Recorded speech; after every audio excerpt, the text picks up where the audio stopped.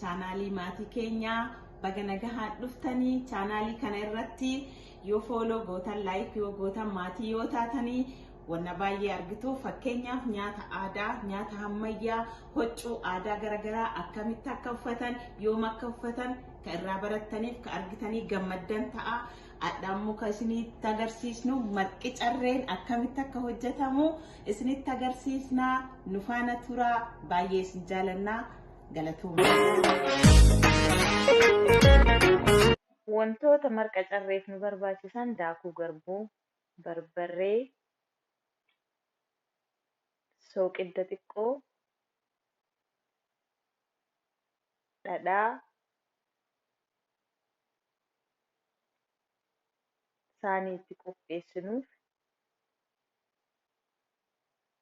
anammoo qorii godhaa, qorii kana qopheessaa, marqi carreessa qophaa'a. Kun ammoo sabaree aannaniiti. Kana fakkaata. Daakuu hin ho'isaa wanti ho'isuu fi takkaffaa marqi keenya hin mi'aa'a. Lammaffaa dammoo yeroo marqa goonu sa'aatii dheeraa hin fudhatu marqi keenya dafee bilchaataa. Kanaaf jecha ho'isna. Akkaataa maatiin keenya baay'ina maatii keenyaatiin daakuu xiqqeessinaan guddifna. Anamdhaa fi ka qopheeffadheeru kun ho'isaa jira. Akkuma isin argitan kana ibidda miidiyeemii irra kaa'ee ho'isaa. Kana fakkaata akkanatti ho'isa.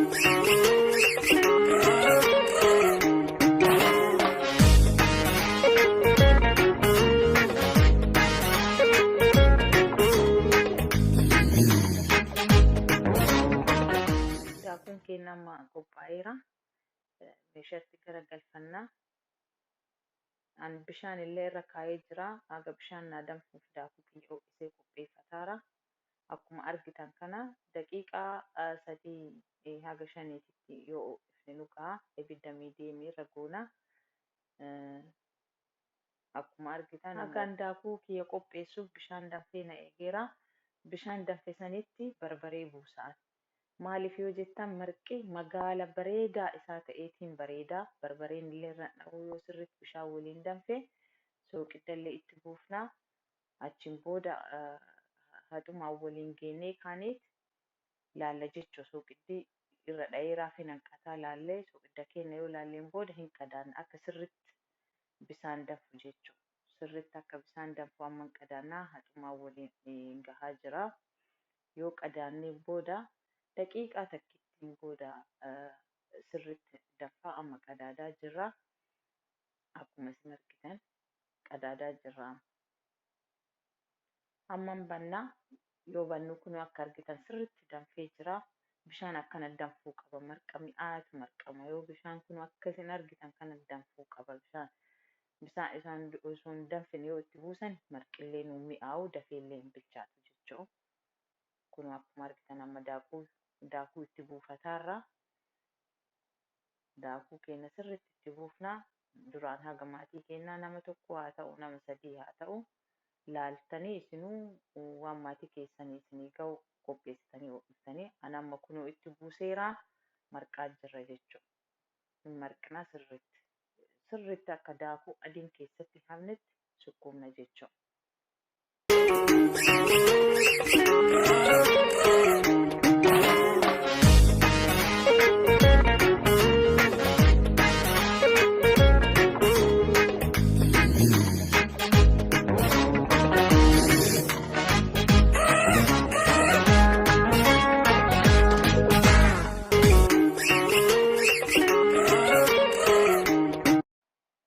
Kana fakkaata akkuma isin argattan sirriitti xiixee gogee bilchaateera.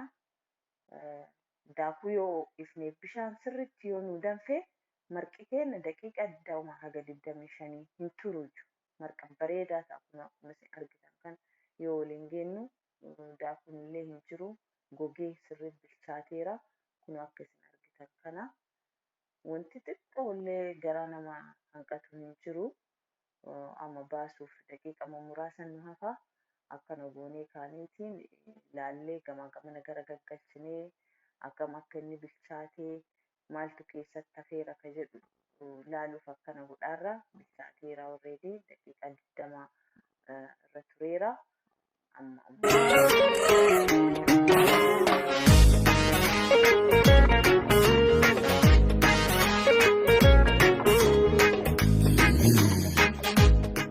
xiqqoo sukkuumnee kaaneetiin qadaannaa daqiiqaa 2 haga 3 booda hin baafna jechuu gaheera marqi keenya amma baasuuf. Amma kunoo baasaa jirraa dhadhaa keenyaa sekondii 5 fi ho'ifna maayikirooweevii keessatti achi ho'ifnee kaanee saanii akkuma fedhii keessaniitti meeshaa aadaatti illee waan saanii adda addaa ka bifa kanaallee ta'ee bifa barbaadan qopheessuu dandeettanii. Kunoo akkuma argitan haala kanaan qophaa'aa dhadhaan baquu qabaa sirriitti baquu qabaa. Ka baqe qopheessee ture ani maayikirooweevii keessatti sekondii 5 ho'isee akkasi argitan kana basseera. Achi booda mooqqaan kukkutee dhadhaa sirriitti itti buusa. Maaliif dhadhaa akkana gochuu na barbaachisee marqi carree sirriitti dhadhaa barbaada. Isin ammoo haala fayyaa keessaniin akka fayyaa keessan isin hin miinetti haga barbaaddan dirqama osoo hin taane haga isinii gahu buufattanii kunoo akkana kukkuttanii nyaachuu dandeettanii. Marqi akkanaa kun ka beekamu godina Oromiyaa keessaa godina Arsiititti beekama. Marqi carreen akkanatti kukkutanii mooqqaan sirri dhadhaa itti godhanii. Oromoon dhadhaa jaalataa horii qabaa. Wanti inni nyaatu hundinuu dhadhaa itti buufamaa. Marqa carree keessattuu dhadhaa sirriitti itti buusan jechuudha. Yeroo mooqqaan fudhatanii nyaatanii dhadhaan marqaan qixa marqa caalee gubbaa mul'achuu qaba. Kun akkuma argitan kana akkana godhaniitiin baay'ee bareedaa baay'ee mi'aa. Kun akkana godhanii dhadhaa sirriitti itti buusan marqa carree jedhama jechuudha. Amma isaanitti akkanaan qophaa'aa. Achi booda ani shadheetti buusaa. Kasaanii garuu kana fakkaata kunoo akka argitan kana jechuudha. Akkam akka bareedu akkam akka hojjetamu kunoo argitanii akkana gootanii daqiiqaa xiqqoo keessatti daakuu ho'isuu wanti barbaachiseef dafee dhaqqaba. Marqa baay'ee mi'aa keessummaallee dhiyeeffachuu dandeettanii maatii keessaniifillee akkana qopheessitanii dhiyeessuu dandeettanii. Bakka nama saalchuu wanta gootan hundaattuu ittiin hin saalfattan keessummaa ittiin simachuu maatii keessanii wajjin nyaachuu abbaa manaa keessanii dhiyeeffachuu dandeettanii. Kun akka itti bareedu argaa jirtan akkana hojjetama akkana qophaa'aa isaanitti jechuu. Ana ammoo qoritti qopheeffadha. Isin isaanii akkanatti qopheeffachuu dandeettan.